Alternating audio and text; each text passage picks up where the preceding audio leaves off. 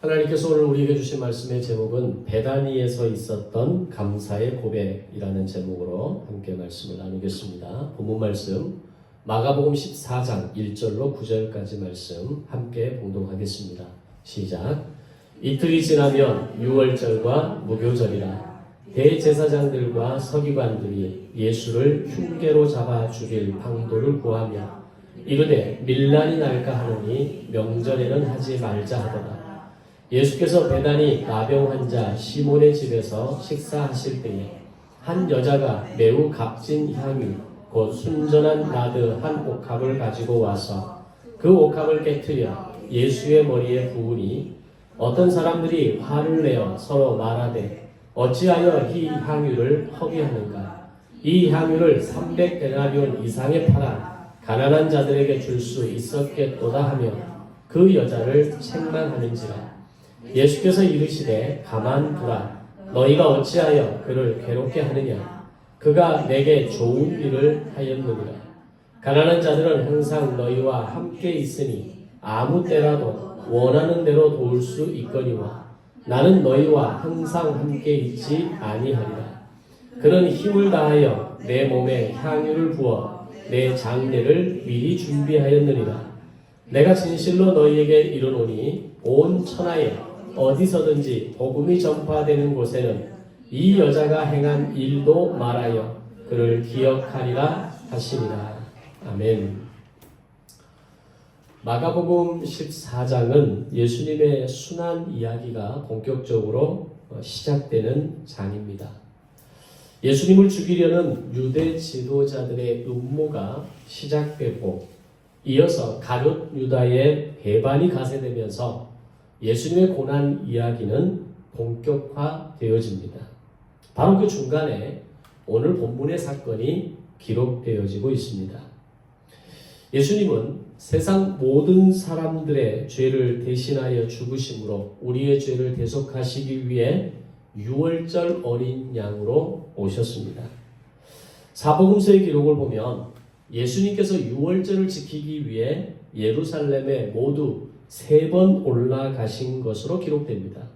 이것을 통해서 우리가 일반적으로 예수님의 공생애를 3년 반이라고 말할 때 바로 이 3번 예루살렘으로 올라갔던 유월절을 지키기 위해 예루살렘에 올라간 이 3번의 시간이 바로 3년 반이다라고 하는 중요한 근거가 되어집니다.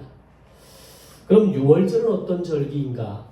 이미 우리가 익히 잘 알고 있는 절기이지만 다시 한번 정리를 해보면 출애굽 때 어린 양의 피를 문설주와 인방에 바르게 하시고 그 피가 발라진 집은 죽음의 사자들을 넘어가게 하시면서 이루어진 구원의 절기입니다.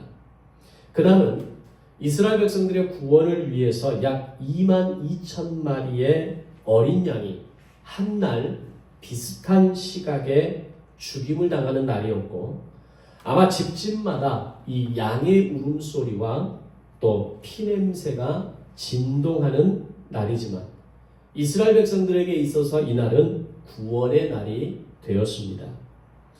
하나님은 이 날을 반드시 기념하여 지키는 날로 정하셨고 모세를 통해서 모든 이스라엘 백성들로 하여금 이 날은 반드시 지켜야 하고 이 날을 지키는 것에 대한 예외 사항, 예외의 사람이 없다라고 하는 것을 세우시면서 완전히 그 가능성을 차단시키십니다.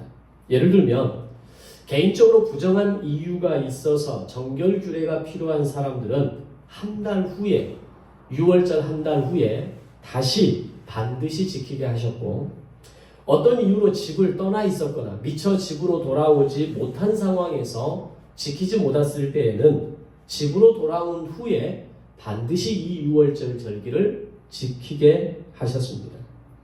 이것은 아버지를 통해서 자녀에게 가르치게 하셨고 만약에 부모가 자녀에게 가르치지 않았거나 가르쳤음에도 불구하고 그 자손이 이 유월절을 지키지 않으면 그들은 하나님의 백성에서 영원히 끊어지게 될 것이다 라고까지 말씀하십니다.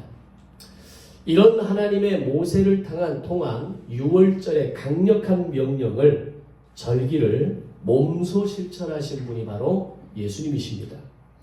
당신이 진짜 유월절 어린 양으로 오신 메시아임에도 불구하고 아직 십자가에서 대속의 죽음을 완성하기 전이었기에 예수님은 직접 매년 유월절 절기 때마다 특별히 이 공생의 시간 동안 3번 유월절을 지키기 위해 예루살렘으로 올라가는 모습을 보여주신 겁니다.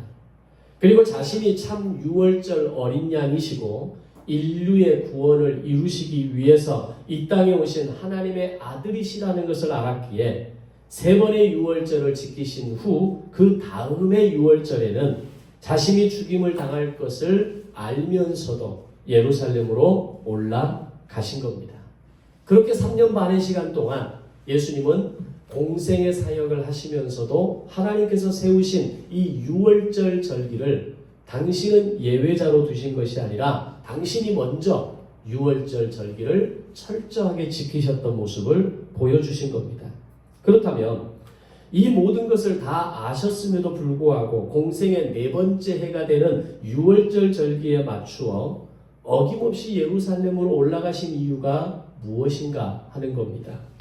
예수님은 자신이 예루살렘에 가셔서 십자가에서 죽임을 당해야만 바로 이 세상에 오셔서 이루신 대속적 죽음의 사명을 다하는 것이라는 것을 알았기 때문입니다. 왜냐하면 그것이 하나님이 세우신 원칙이고 방법이었기 때문입니다. 하나님께서 세상을 창조하실 때에는 첫째 날부터 마지막 날까지 말씀으로만 창조하십니다. 물론 사람을 만드실 때에는 흙을 사용하시고 그 코에 생기를 불어넣으시는 아주 특별한 방법을 사용하시지만 인간의 구원에 대해서는 그런 류의 방법이 아닌 분명한 한 가지 원칙을 가지고 계셨다는 겁니다.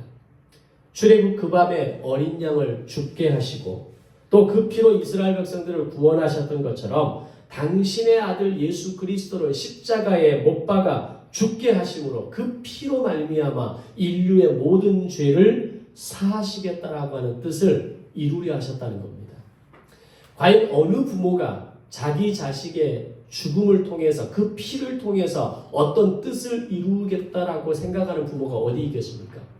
세상을 말씀으로 창조하시고 인간을 흙으로 만드실 때 그 하나님의 능력에 손이 짧아서 이런 방법을 쓰셨겠느냐라는 겁니다. 그러나 그 피가 아니고서는 그 어린 양의 피로 죄사함을 받았던 구약의 원칙과 율법처럼 이제는 예수 그리스도의 피를 통해서만이 모든 인류의 죄가, 모든 인생의 죄가 사함을 받을 수 있다라고 하는 이 원칙을 하나님이 직접 지켜내시고 그리고 그 아들 예수 그리스도를 통해서 이루려 하셨다는 겁니다. 따라서 유월절은 구약의 이스라엘 백성들에게는 구원의 날을 기념하는 절기이고 내가 제사장 나라의 백성이라는 것을 매년 1년에 한 번씩 기념하고 확인하는 절기였다면 오늘 우리에게 있어서 유월절은 십자가에서 완전한 죽음을 통해서 나의 죄를 대속하신 구원의 날이고 하나님 나라의 백성이라는 것을 기억하게 하는 의미가 된다라고 하는 겁니다. 따라서 유월절은 더 이상 우리가 지켜야 할 절기가 아닙니다. 그럼에도 불구하고 이 유월절을 우리가 기억해야 되는 것은 이 유월절 절기 안에 담겨진 정신이 바로 예수 그리스도의 십자가를 상징하는 아주 중요한 절기의 의미가 있기 때문입니다. 바로 그런 의미를 가진 유월절 이틀 전에 대제사장들과 서기관들은 예수님을 죽일 방법을 본격적으로 모의하기 시작한 겁니다. 그러나 사실 그들은 처음부터 예수님을 죽이려는 계획은 없었습니다. 그저 사람들이 따르는 지도자, 젊은 청년 예수로 보아왔고 그것이 우리의 기득권을 넘어뜨리거나 우리가 가진 어떤 부분에 대해서 심각한 피해를 가져다 주는 존재라고까지는 여기지 않았기 때문입니다. 그런데 예수님께서 이 4번째 유월절을 지키시기 위해서 예루살렘에 입성하셨던 바로 그 첫 번째 그날에 있었던 사건이 성전 정화 사건이었습니다. 성전에 들어가셔서 거기에서 모든 재물을 파는 자들의 상을 엎으시면서 내 집은 만민이 기도하는 집이라고 말씀하시는 그 모습을 바라보면서 예수를 더 이상 그냥 둬서는 안 되겠다라는 뜻을 갑자기 결정하게 됩니다. 바로 그때부터 예수의 죽음을 계획적으로 모의하기 시작했고, 그를 죽여야만 자신들의 기득권을 유지할 수 있다는 것을 알았기 때문입니다. 다시 말하면 그들이 파는 그 재물에서 나오는 엄청난 이윤이 바로 대제사장과 사두개인들의 재산의 밑받침이었습니다. 근데 예수님께서 그 상을 엎으시면서 이 성전 안에서 장사하는 것을 멈추게 하시고 이곳은 만민이 기도하는 집이라고 말씀하실 때 그것은 자신들의 아주 중요한 소득원을 없애는 것이 되는 것이고 자신들의 기득권을 유지하는 데 있어서 아주 결정적인 영역을 깨트리는 것이라고 생각했기 때문입니다. 지금부터 한 번도 마음이 모아지지 않았던 사두개인과 바리새인과 서기관들이 바로 이 사건을 계기로 하나로 똘똘 뭉치기 시작합니다. 그리고 한 번도 뜻을 같이 하지 않았던 그들이 예수를 공공의 적으로 만들고 한 팀이 되어버린 겁니다. 그렇게 무서운 음모가 만들어지고 치밀한 계획이 진행되고 있던 때에 예수님이 베다니에 있는 한 나병 환자의 초청을 받아 그 집으로 가시게 되는 사건이 일어납니다. 그것이 오늘 본문의 내용입니다.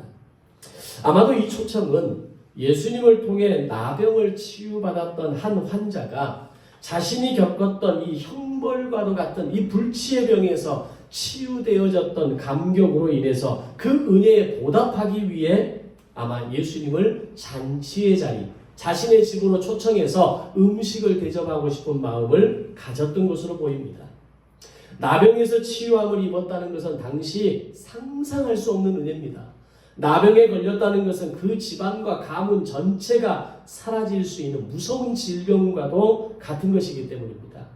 혹시 영화 배너를 보신 기억이 있다면 그 배너에 나오는 주인공 유다가 암살범이라는 누명을 쓰고 노예의 선에 팔려가고 노예의 인생을 살다가 다시 겨우 집으로 돌아왔을 때 그가 접했던 소식은 그의 어머니와 누이가 나병에 걸려 성 밖으로 쫓김을 당했다는 소식이었죠. 그리고 그 부유했던 집안이 완전히 풍지박산 나버립니다. 집은 흔적도 없이 사라진 것은 아니지만 그 집은 폐허가 되어 있었고 아무도 살지 않는, 왜냐하면 그곳에서 나병이 발생했기 때문에 누가 그 집에 들어가서 살고 싶었겠습니까?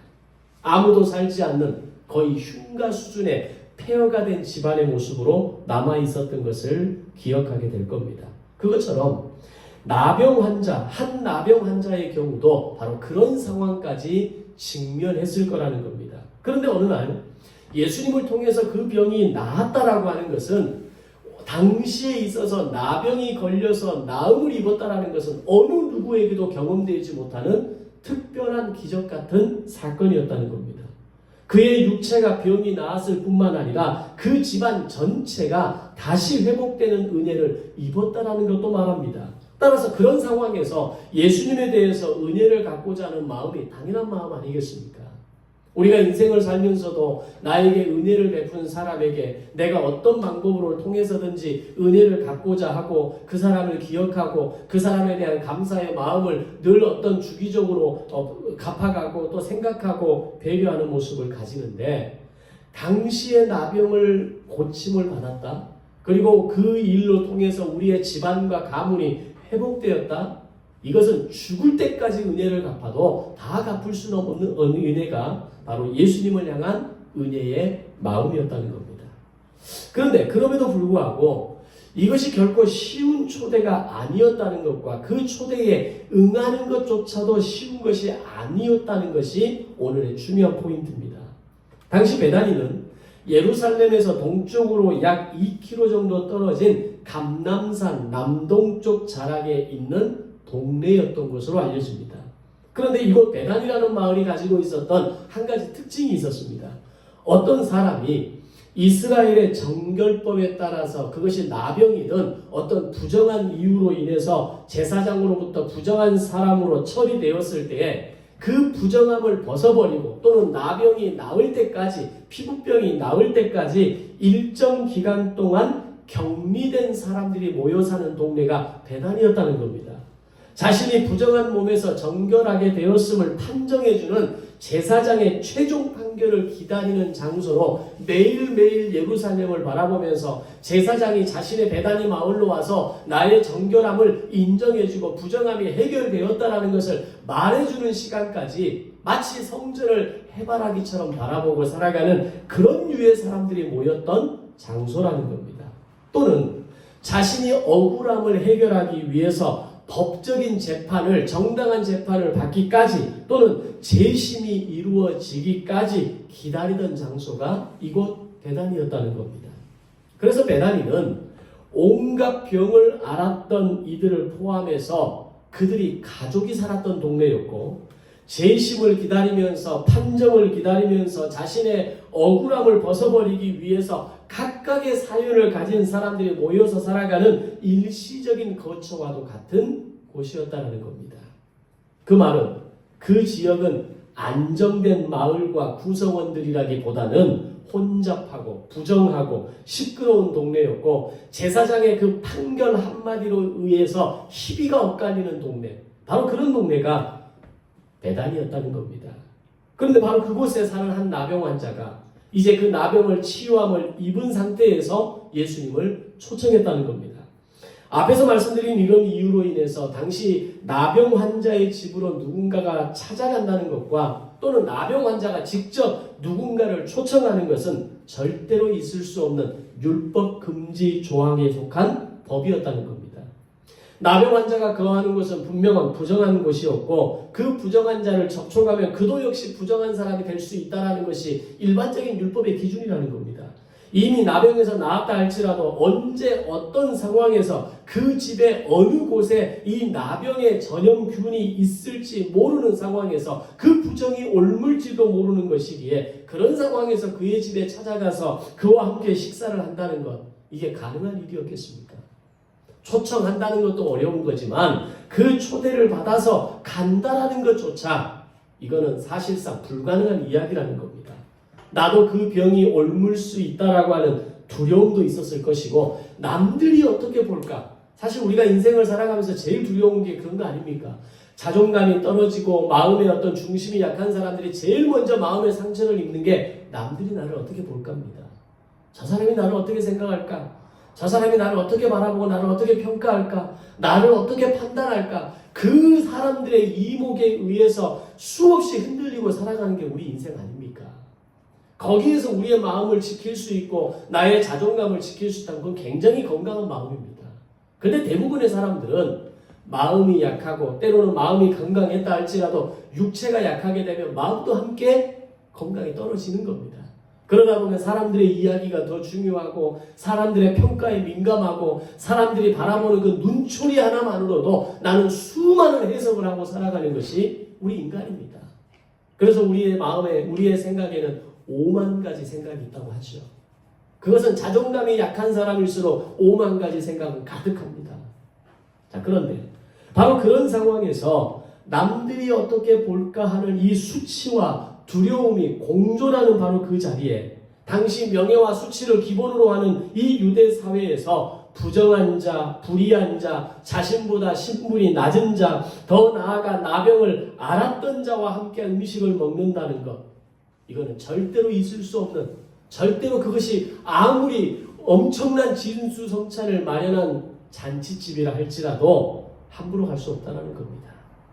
그런데 예수님께서는 이런 시선과 상황과 법적 조항에도 불구하고 앞에서 말씀드린 것처럼 이 정치적으로 민감한 상황 속에서 예수를 죽이려고 하는 모의가 본격적으로 일어나는 이런 상황 속에서 나병 환자의 초대에 응하시고 기꺼이 그 집으로 가셔서 함께 식사하셨다라고 본문은 기록하고 있다는 겁니다. 그냥 오늘 본문을 한 나병 환자가 자신이 치유함을 입음으로 인해서 감사함으로 예수님을 초대했고 예수님은 그 초대에 응해서 이 사람의 집으로 가서 음식을 먹었다, 이렇게 생각하면 아무런 감흥이 없습니다.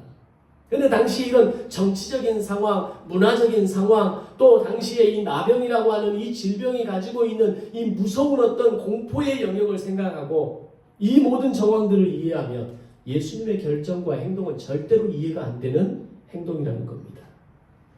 거기에는 어떤 머뭇거림이나 주저함이 보이지 않았고, 앞에서 말씀드렸던 두려움이나 세상이 바라보는 그 통념이라고 하는 것에는 전혀 개입되지 않은 채 예수님은 너무나 자연스럽게 오늘 마치 이 본문을 보면서 우리가 전혀 이상한 걸 느끼지 못하는 것처럼 예수님은 그 초대에 응하시고 그 집을 찾아가셨고 그와 그 가족들이 내어오는 음식을 기꺼이 잡수셨다는 겁니다. 그렇다면 이것은 자연스러운 행동이고 모습이라기보다는 당시 시대의 풍조 속에서 혁신적인 행동이었고 그 누구도 예측할 수 없었던 돌발적인 행동이었다라고 말할 수 있을 겁니다. 아마 제 생각에는 오늘 본문에서 제자들의 반응을 나타나고 있지는 않지만 제자들도 당황하는 상황이었을 것이다 라고 생각합니다. 예수님 왜 이런 상황에 왜 여기로 오십니까? 이제 왕권을 회복하시고 이 로마의 식민지 하에 있는 유대를 우리를 해방시키시고 진정한 구원자로 메시아로 세워지실 분께서 이 누추한 곳에 이 오해와 이런 어떤 무시와 조롱이 있을 수 있는 곳에 오시는 게 말이 되는 겁니까? 라고 생각했을 겁니다. 그런데 이런 상황에서 또 하나의 돌발적인 상황이 혁신적인 상황이 벌어지게 됩니다. 나병 환자의 집에서 식사를 하시는 그 상황에서 갑자기 한 여인이 등장합니다. 그 여인이 보여준 행동은 그 자리에 앉아있는 어느 누구도 생각하지 못한 예상 밖의 행동이 또 한편 이루어지게 됩니다. 그녀는 자신이 가져온 매우 값비싸게 보여지는 나드 향유가 담긴 옥합과 그 옥합에 굳게 닫힌 마개, 봉인한 마개를 깨고 예수님의 머리에서부터 붓는 행동을 보여주는 겁니다. 본문에서 옥합을 깨뜨렸다라고 말하지만 이것은 마치 여자분들이 사용하는 화장품 중에서 앰플을 생각하면 쉽게 이해가 됩니다. 유대 사회에서 기름을 담았던 향유에 이 뚜껑은 봉인되어질 마치 앰플의 뚜껑처럼 되어 있는 겁니다. 그것이 깨어지고 그것들을 부러뜨려야 깨뜨려야 사용할 수 있는 것처럼 한 여인이 가져온 나드 향유가 담긴 옥합의 머리 부분을 깨뜨렸다는 겁니다. 그리고 나서 여인은 조금도 주저함 없이 예수님의 머리에서부터 부었다는 겁니다. 마치 예수님께서 조금의 주저함도 없이 나병 환자의 초대를 받아 그 집으로 기꺼이 들어가셨던 것처럼 여인도 조금도 주저함 없이 옥합을 깨뜨려 예수님의 머리에 부었다는 겁니다. 예수님께서 나병 환자의 초대를 받아서 그 집으로 가셨던 것처럼 이 여인의 행동 또한 일상적이지 않습니다. 나드향은 평소에도 아주 부유한 가정에서 방문자의 머리에 살짝 발라주는 고급 향유에 속하는 것이었습니다. 그 향유가 몇 방울 떨어뜨리는 것만으로도 그 손님이 있는 방 안, 그 손님이 있는 어떤 공간 안은 이 나드 향유로 가득한 상태가 형성되는 겁니다. 그래서 이걸 상징적으로 당신은 귀한 손님입니다. 당신은 우리 집에 찾아온 최고의 손님입니다라고 하는 걸 상징하는 행동이었다는 거죠. 나드향은 지금의 히말라야 또는 부탄, 네팔, 티벳, 인도 등에서 만들어지는 다년생 풀에서 만들어지는 고급 기름이라고 이야기합니다. 해발 3,000m에서 5,000m 사이에서 발견되는 매우 비싼 재료로 만들어진 수입산 향유였다는 겁니다. 그런데 정황으로 보아서 한 동네 사람일 수는 있겠지만 이 식사의 자리에 정식으로 초대받은 여인이 아닌 것 같은데 무리하게도 잔치 자리에 나타났고 매우 값진 향유를 아낌없이 예수님의 머리에 부었다? 지금도 그렇지만 유대 문화에 있어서 식사 자리에 초대받는다는 것은 우리가 생각하는 그 의미 이상의 의미를 가지고 있는 겁니다. 초대받지 못한 사람은 잔치집에 갈 수 없는 겁니다.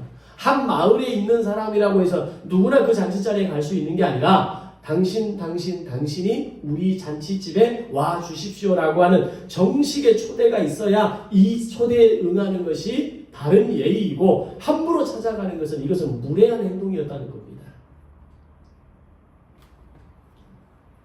여인은 어쩌면 초대받지 못한 여인이었을 수 있습니다. 엄청난 신뢰에 해당할 수 있었고 엄청나게 굉장한 무례한 행동이라고 표현될 수도 있는 그런 여인의 방문이었고 행동이었다는 겁니다. 그리고 이 여인이 예수님의 머리에 부었던 이 향유의 가치에 대해서도 많은 의견이 지금도 분분합니다. 대략적으로 계산해 보면 오늘 본문에서는 300데나리온이라고 이야기합니다. 그래서 한 노동자의 하루의 품삯이 1데나리온이다라고 해석하는 사람들은 이 여인이 깨뜨린 이 나드 향유가 1년, 한 노동자의 1년치 월급이었다라고 말하는 사람들도 있습니다. 여기에 대해서 우리가 잘 아는 김동문 선교사님은 그걸 인정하지 않습니다. 그분은 좀 다른 해석을 하는 건데, 거기서 우리가 그게 1년치냐, 몇 개월치냐, 이게 중요한 게 아니라, 얼마나 값지고 비싼 고급 향유였는가를 우리는 짐작할 수 있는 겁니다. 그러자, 이 상황을 바라보는 사람들이 비난하기 시작합니다. 한두 방울이면 그 방 안에 향기로 채우는 것이 충분한데, 낭비하듯이 쏟아붓는 이 여인의 행동을 보면서 셈이 빠르고 값을 따지는 사람의 눈에는 비난받는 일이었기 때문입니다. 그 중에는 예수님의 제자 가룟 유다도 있었습니다. 그의 상식에서는 이해가 안 되는 겁니다. 그의 일반적인 논리과 이성을 가진 그 주변에 있었던 사람들에게는 이 여인의 행동이 절대로 이해되지 않을 뿐만 아니라 심지어는 용서되지 않는 행동으로까지 다가왔을 겁니다. 왜냐하면 이 향유를 마련하기 위해 수고한 사람이 분명히 있지 않겠습니까? 그것이 어쩌면 그 여인 당사자일 수도 있는 것이고 그의 가족일 수도 있는 겁니다. 그렇다면 이 여인의 행동은 어리석은 여인의 행동이거나 어리석은 딸의 행동이 될 수도 있기 때문입니다. 그렇게 여러 날의 엄청난 날의 수고를 통해서 만들어진 그 옥합을 깨트렸으니 그것을 낭비라고 말하는 것, 그들의 기준에서는 어쩌면 당연한 것이었습니다. 그런데 유대 문화에서 실제로 이 향유를 사용할 때 향유 전체가 사용되어지고 이 향유를 완전히 깨트려서 부어야만 사용되어져야 되는 어떤 상황이 있었습니다. 그래서 딱 하나의 상황입니다. 바로 장례 후에 시신을 바를 때, 시신의 몸에 기름을 바를 때에는 한두 방울이 아니라 그 한 옥합에 있는 향유를 전체를 시신에 발라서 장례를 준비하게 하는 문화가 있었습니다. 사람들이 이 여인의 행동을 어리석다라고 판단하고 비난하고 말할 때 예수님은 갑자기 이것을 언급하시면서 여인이 나의 머리에 향유를 부은 것은 바로 나의 죽음, 나의 장례를 준비한 것이다 라고 하는 기습적인 폭탄 발언을 하시게 됩니다. 그렇다면 이 여인은 자신이 한 행동이 예수님의 죽음을 미리 예감하고 예수님의 장례를 준비하는 절차로 진행되는 의도적인 행동이었는가? 라고 생각한다면 당연히 아닙니다. 단지 여인은 예수님의 식사 자리에서 자신의 마음을 담아서 그저 감사의 퍼포먼스를 하고 싶었던 것 뿐입니다. 내가 드릴 수 있는 것은 이것이 전부였고 내가 가진 것은 이것이 최고라고 생각했기에 그것을 한두 방울 머리에 발라드리는 것만으로 내 마음을 표현할 수 없었고 그것을 완전히 깨트려서 예수님의 머리에 부어서 그것이 흘러내려 온몸을 타고 적시고 발까지 흘러내리는 것을 이 여인은 기대했던 겁니다. 이런 여인의 행동을 보시면서 예수님은 비록 바로 나의 죽음을 준비하는 행동이라고 말하면서 그 자리에 있던 어느 누구도 그 여인을 비난하지 못하도록 하신 것입니다. 또한 이런 예수님의 설명이 없었다 할지라도 그녀의 행동이 틀렸다고 말을 할 수 없는 것은 베다니 나병의 환자의 집은 분명 예수님을 위한 잔치의 자리였습니다. 이 잔치의 주인공은 예수님이었고 이 예수님께 자신의 감사의 마음을 표현하기 위해서 나병 걸렸던 자, 이 나병의 나음을 입었던 자가 예수님을 위해 만든 잔치 자리였다는 겁니다. 예수님이 이 잔치의 주인공이었고 예수님의 은혜를 경험한 자가 준비하고 베푼 감사의 잔치 자리였습니다. 따라서 나병 환자였던 사람은 자신이 병에서 나음을 감사함으로 예수님께 은혜를 갚는 자리였고 그 여인 또한 자신에게 베푸신 예수님의 은혜에 대한 그녀가 할 수 있는 최선의 행동으로 예수님의 은혜를 갚는 행동이었다는 겁니다. 사실은 이것만으로도 그들의 행동과 그들의 어떤 결단은 충분히 해석될 수 있습니다. 그런데 사람들은 이해를 못했던 거죠. 사람들은 이 나병 걸렸던 자가 예수님을 초대했다는 것만으로도 예수님이 어떤 분이신가 해서 긍정적인 생각을 가지고 있는 사람들도 이 나병 걸렸던 사람을 어리석다라고 비판했을 겁니다. 네가 예수님을 너희 집에 초대한다는 게 그게 어떤 의미인지 네가 알고 있는 거야? 라는 물음을 가졌을 것이고, 자신의 옥합을 깨뜨려서 예수님께 붙는 여인을 바라보면서 네가 가진 그 향유 옥합이 얼마나 귀하고 비싼 건지 아는 거야? 차라리 그걸 팔아서 가난한 자들을 위해서 썼다면 그게 더 의로운 것 아니겠냐? 너 생각이 제대로 있는 거야? 라는 생각을 했던 거죠. 자, 그런데 중요한 건 바로 그 시점이 이틀이 지나면 유월절이라는 것이 놀라운 타이밍입니다. 이후 몇 날이 지나면 예수님은 십자가에서 죽임을 당하는 날이었고, 이 절정의 시간으로 향해 가고 있는 가장 긴장이 고조되는 시기였고, 이제 본격적으로 예수님을 죽이려고 하는 그 모의가 실제로 현장에서 진행되고 나타날 수 있는 바로 그 시점이었다는 겁니다. 미처 사람들은 알지 못했다 할지라도, 심지어는 나드 향유를 예수님의 머리에 부은 여인조차 자신이 하는 이 행위가 어떤 것인지를 인지하지 못했다 할지라도 그와 그녀의 행동은 다가오는 유월절, 다시 말하면 예수님이 십자가에 못 박혀 죽으시는 그 사건을 준비하는 감사의 제물이었고 예물이었고 그들이 할 수 있는 최선의 행동이었다는 겁니다. 이 사건이 얼마나 대단한 사건이었는지 예수님의 이 머리에 옥합을 깨뜨려 향유를 부은 이야기가 사복음서 모두에 기록됩니다. 사복음서 모두에 기록된다는 얘기는 무슨 뜻입니까?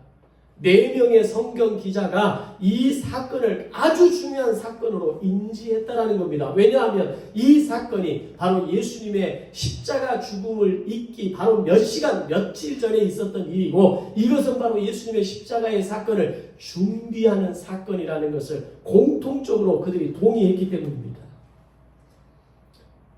예수님의 제자들도 이 사건을 분명하게 기록했고, 이후에 이 사건을 정리했던 누가도 예수님과 실제로 함께했던 제자는 아니었음에도 불구하고 그녀의 행동이, 그의 행동이 무엇을 의미하는 것인지, 무엇을 준비하는 것인지를 정확히 알았기에 누가도 기꺼이 자신의 복음서에 이 사건을 기록해 넣었던 겁니다.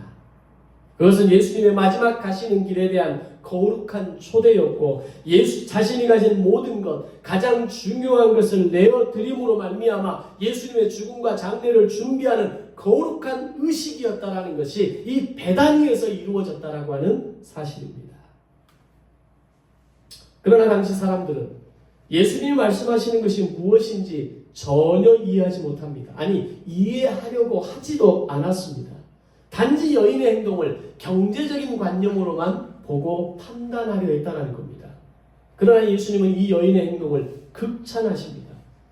그녀의 이 순간적인 행위가 어쩌면 그 밤에 일어난 하나의 에피소드로 끝날 수 있는, 어떤 퍼포먼스로 끝날 수 있는 이야기를 영원히 기억할 행위로 평가하십니다. 온 천하 어디서든지 복음이 전파되는 곳에는 이 여자가 행한 일도 말하여 그를 기억하리라 라고 말씀하신 겁니다. 여기서 중요한 것은 어떤 관점으로 이 여인의 행동을 바라보았느냐라고 하는 겁니다. 사람들은 여인의 행위를 허비로 해석했고, 예수님은 당신의 장례를 미리 준비하는 행동으로 보셨고, 이것은 계속해서 사람들의 입에서 입으로 전해지면서 이후에 복음서에 기록되어 모두가 기억될 행동으로 보이게 하셨다는 겁니다. 예수님의 머리에 나드 향유를 아낌없이 이 부은 여인에 대해서 오늘 본문에서는 이름이 정확히 나오지 않습니다.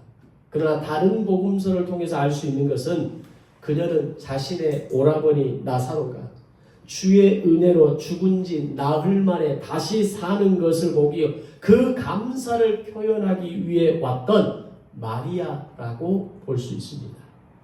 아마 지난 시간 동안 그녀의 고민은 무엇으로 감사를 고민할까?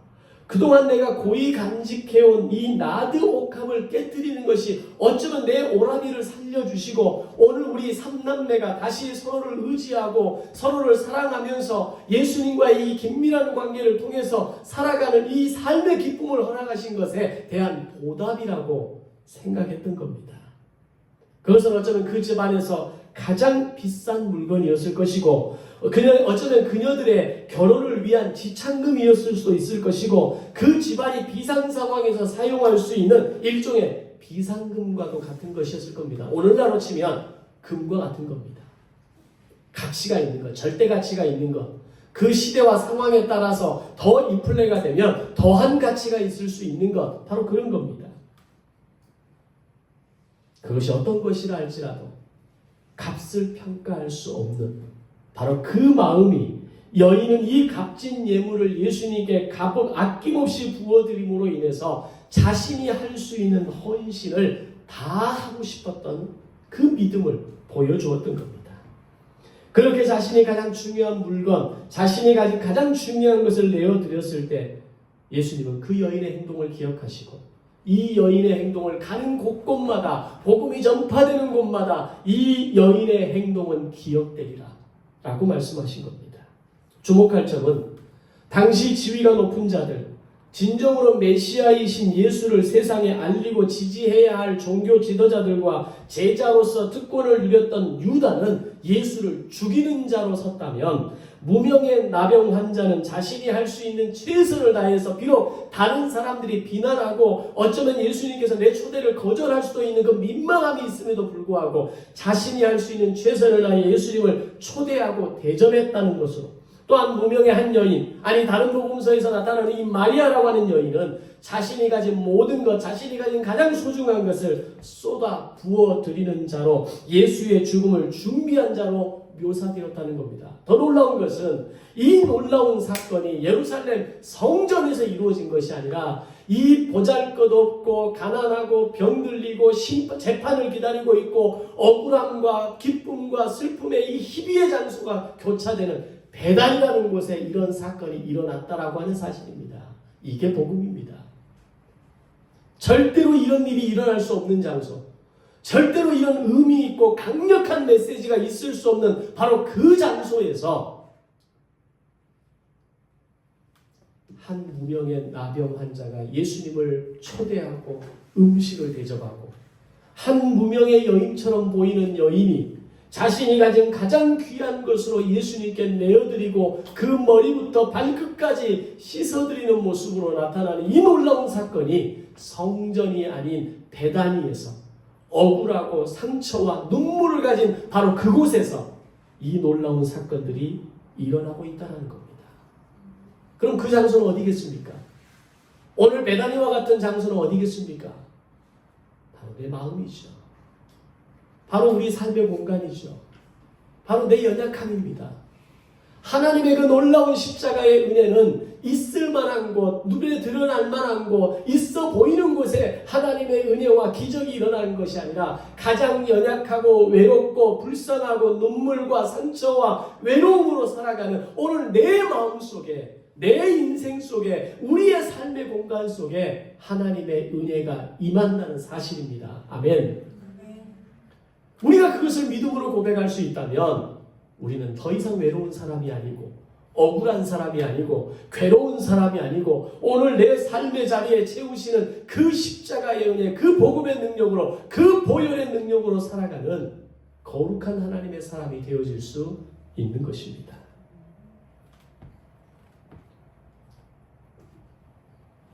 나는 예수님의 머리에 부은 그 향유의 값을 매기고 그것을 낭비라고 말하는 사람입니까?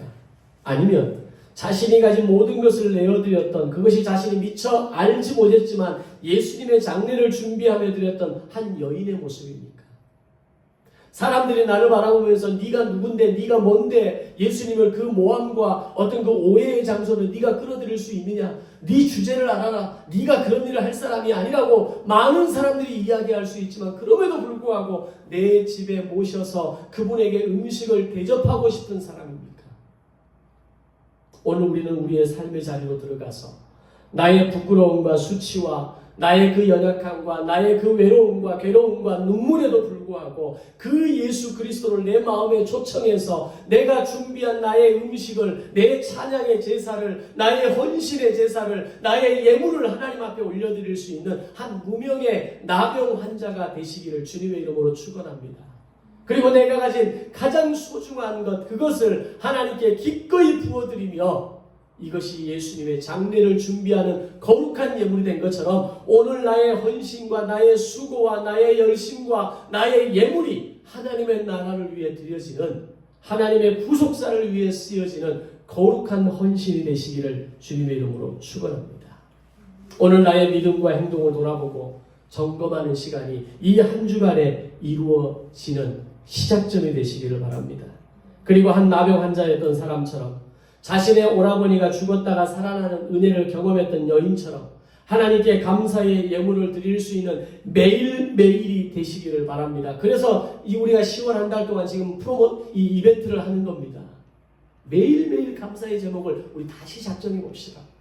하루에 5가지 기록, 하루에 5가지 감사의 예물을 하나님께 올려드리는 마음으로 기록하자는 겁니다. 그것이 나병 환자의 하나님 예수님을 이 식사 자리에 초대하는 것이었고, 그것이 한 여인이 예수님의 머리에 부었던 향유 옥합의 거룩한 예물이 되어지기를 소망합니다. 그리고 다가오는 추수감사주의를 통해서 우리의 예물을 구별하고 우리의 마음을 구별하고 하나님 앞에 최선의 마음으로 올려드리는 거룩한 산제사의 제물이 여러분의 감사의 제목과 감사의 예물과 감사의 마음과 감사의 헌신과 결단으로 이 2024년의 남은 한 해를 살아가는 거룩한 3달의 시간이 되시기를 주님의 이름으로 축원합니다. 먼저는 주님을 내 마음의 집에 모셔드려야 합니다. 비록 지저분하고 누추하고 그렇게 아침 저녁으로 늘 바뀌는 감정의 소용돌이와 그 어떤 휘몰이 속에서 살아가는 우리의 연약한 인생이지만, 그 죄 많은 인생의 공간이지만 그분이 내 삶으로 들어오셔야 우리가 사는 겁니다. 그분이 나와 함께 동행하실 때 우리는 진짜 그리스도인의 능력으로 사는 것입니다.